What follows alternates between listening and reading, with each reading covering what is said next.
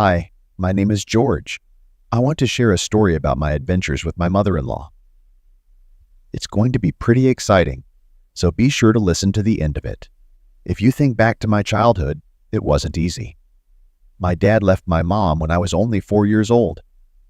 I never took sides, but I always believed that by leaving my mom, he shouldn't have left me. In high school, I missed his support and advice. Being an outcast in my class, I often felt alone. People treated me badly just because I had red hair. I never understood why society was so harsh on those with red hair. Everyone at school called me redhead, and I had no friends. Despite this, I hoped Brenda, the blue-eyed brunette, the queen of the class, would fall in love with me again.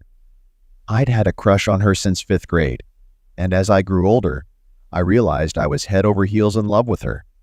On prom night, I finally worked up the courage to confess my feelings to her. She laughed in my face and loudly announced that she wasn't interested in live oranges. The only thing I was really proud of was my intelligence. During exams, I was becoming the most popular person in class. Everyone asked me for help, and it was never a burden for me because I always managed to finish my work and help my classmates. This ability to excel academically allowed for a smooth transition to college, which forced me to leave my hometown.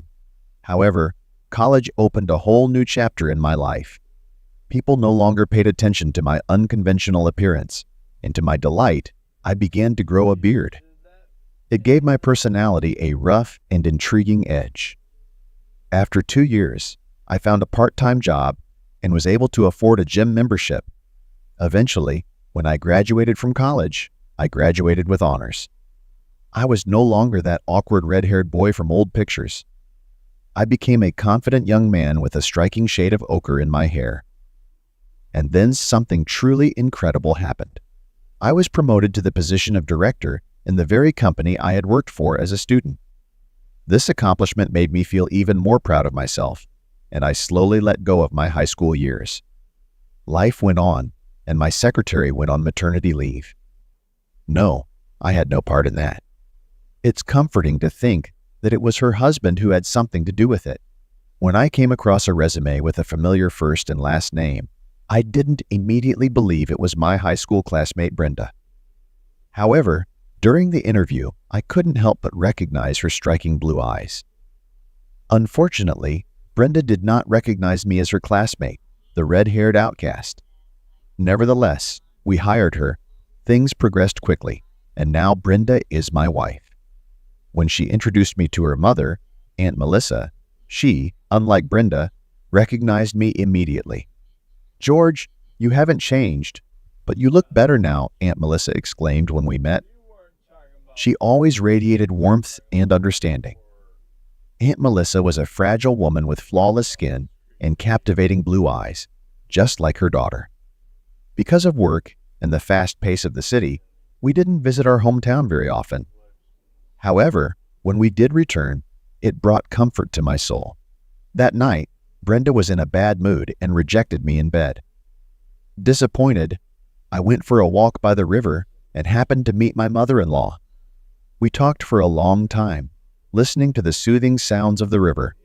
At one point, she touched my palm lightly, which sent goosebumps all over my body. I squeezed her hand even tighter in response. The night passed like a blur as I watched the first rays of sunlight dancing on the water. Eventually, we returned home, and Brenda didn't even notice our absence as she was absorbed in a late-night phone call. From that day forward, Brenda and I did not visit my hometown, as my wife had no desire to travel there. But since that night, it was as if my whole soul had stayed on the riverbank, where it was so easy and where I could be myself. 2 years have passed since then. My mother-in-law hasn't called us to visit either, limiting herself to calls and messages. And I can't find a place for myself. My whole soul yearns to return to my hometown. Today, I've made a decision. I'll tell my wife that I'm on a business trip. She'll believe it, of course, and find solace in the spa. As I approached the gate of my mother-in-law's house, my heart was pounding with incredible force. I walked into the yard and was simply stunned. "Who are you?" asked me a boy about 2 years old with a fiery mane on his head. "Who are you?" I squeezed it out of me. "I'm Mommy's lucky charm. Where's Daddy?" I asked. "I don't have a daddy," the boy answered and lowered his head. "I do," I muttered under my breath, and entered the house where my mother-in-law was already waiting for me. With my wife, of course, we divorced. When my former mother-in-law, Melissa, welcomed me into her home, I couldn't shake the feeling of déjà vu that swept over me. The familiar surroundings, the sound of the river nearby, it was like a bittersweet echo of a time long gone. The boy's innocent question about his father touched my heartstrings, reminding me of the fatherlessness that defined my own childhood. As I sat with Melissa, telling her stories and memories of days gone by, a sense of peace came over me. Despite the turmoil in my personal life, I felt at home in her presence.